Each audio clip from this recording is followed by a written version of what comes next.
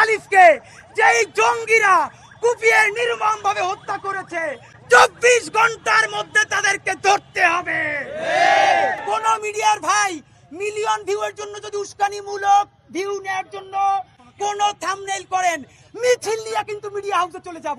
আদালত চত্বরে সরকারি আইনজীবীকে মামলা লড়ার কারণে তাকে প্রকাশ্যে কুপিয়ে হত্যা করেছে চক্রান্তকারীরা। সরকারকে বলতে চাই, আপনি কি বাংলাদেশের সরকার নাকি নতজানু এনজিও? এইটা আপনাকে প্রমাণ করতে হবে।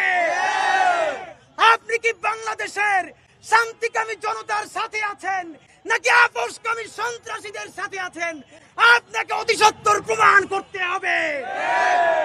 আমরা জানাতে চাই, ইন্টেলিজেন্স ফেইলুয়ার যদি না হয়, যিনি সরকারি আইনজীবী তাকে একাকী করে হত্যা করা হয়। অনেকেই জানতে চাচ্ছেন যে আমরা ইসকনের ব্যাপারে কথা বলবো কিনা। সেই ক্ষেত্রে ইস্যু হচ্ছে, ইসকন তো বলবে যে আমরা এই মহাপ্রভুকে ইতিমধ্যে বহিষ্কার করেছি, কতক্ষণ পর বলবে তারা মহাজাগরণের।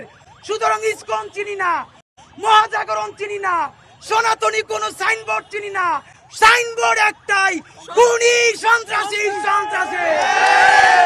লাল জুলাইয়ের পরে বাংলাদেশে আর কোন জঙ্গিবাদ দাঁড়াতে পারবে না।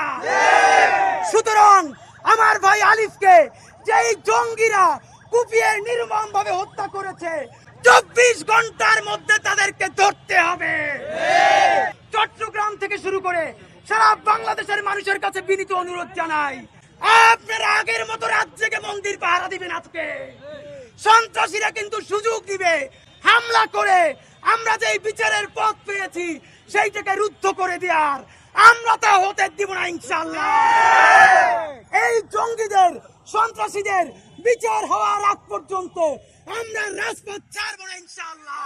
এই গণঅভ্যুত্থানের পর থেকে আমরা বলে এসছি, এই আওয়ামী লীগ, এই ফ্যাসিবাদী গণহত্যাকারী যে শক্তি, তাদের যে ট্রাম্প কার্ড ছিল তার মধ্যে ছিল মুক্তিযুদ্ধ ট্রাম্প কার্ড।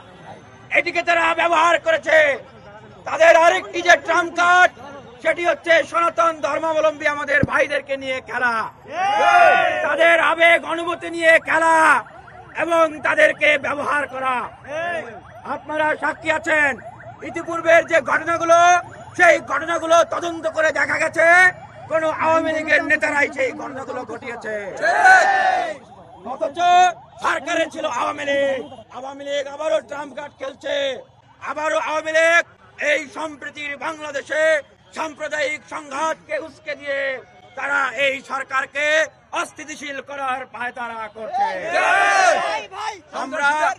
আমরা আজকে যে নির্মম ঘটনা প্রত্যক্ষ করেছি, একটি আদালতের সামনে কিভাবে একজন আইনজীবীকে নির্মম ভাবে নৃশংসভাবে তাকে হত্যা করা হয়েছে। জায়গাটি কোথায়? আদালত। জায়গাটি কোথায়? আদালত প্রাঙ্গণ, যেখানে বিচারের জায়গা, সেখানে কারা এই ধরনের ঘটনা ঘটালো? নিঃসন্দেহে এটি এই বর্তমান সরকার, বর্তমান বাংলাদেশের স্বাধীনতা সার্বভৌমত্বের বিরুদ্ধে বৃহৎ একটি ষড়যন্ত্র। আমি স্পষ্টভাবে বলতে চাই, এটি অন্তর্বর্তীকালীন সরকারকে যারা এই ঘটনা ঘটিয়েছে তারা সুস্পষ্টভাবে এই ঘটনা ঘটিয়ে চ্যালেঞ্জ করেছে। অন্তর্বর্তীকালীন সরকার যদি এখনো না বোঝে, তাহলে হয়তো ঘুম থেকে উঠে দেখবে দরজা খুলে এই প্রতিবিপ্লবীরা, এই সন্ত্রাসীরা তারা বন্দুকের নল তাক করে আছে। আমরা বারবার প্রশ্ন রাখতে চাই, বাংলাদেশের বিভিন্ন জায়গায় এই যে অস্থিতিশীল পরিবেশ তৈরি করার যে ঘটনাগুলো ঘটনা হচ্ছে, গোয়েন্দা বাহিনী কি করে? গোয়েন্দা সংস্থাগুলো কি করছে? এনএসআই, এসবি, ডিজিএফআই, তারা কি নাকে তেল দিয়ে ঘুমায়, বসে মাসি মারছে? তারা কি জানে না যে এই উগ্রবাদী সন্ত্রাসী গোষ্ঠীরা, এই জঙ্গিরা, তারা বিভিন্ন সভা সমাবেশে ঢুকে এই ধরনের বিশৃঙ্খলা সৃষ্টি করার জন্য কাজ করছে? আমরা তো দেখেছি, আমরা যখন ফ্যাসিবাদের বিরুদ্ধে লড়াই সংগ্রাম করেছি, আমাদেরকে মাটির তল থেকে ধরে নিয়ে এসছে, আমাদেরকে পানির তল থেকে তুলে নিয়ে এসছে। এই গোয়েন্দা বাহিনীরাই তো তখন কাজ করেছে। তাহলে এই সরকার কেন এই গোয়েন্দা বাহিনীকে দিয়ে কাজ করাতে পারছে না? আমরা সমগ্র বাংলাদেশের মুসলমান, হিন্দু, বৌদ্ধ, খ্রিস্টান নির্বিশেষে সকল ধর্মাবলম্বীদের প্রতি আমরা আহ্বান জানাচ্ছি, এই সাম্প্রদায়িক সম্প্রীতিকে বিনষ্ট করে এই ধরনের কোনো কাজ করা যাবে না। আপনারা আমাদের কাছে যে তথ্য রয়েছে, তারা এই ধরনের পরিস্থিতি সৃষ্টি করে সমগ্র বাংলাদেশে এই আওয়ামী লীগ তাদের এজেন্টদেরকে দিয়ে এখন মন্দিরগুলোতে হামলা করবে। সনাতন ধর্মাবলম্বীদের বাড়ি ঘর, ব্যবসা বাণিজ্য, বিভিন্ন প্রতিষ্ঠানে তারা আক্রমণ করবে, অগ্নি সংযোগ করবে। সুতরাং এই ধরনের কোনো সুযোগ দেওয়া যাবে না। আপনারা পাহারা দিবেন এবং আপনারা সম্প্রীতির সমাবেশ করবেন।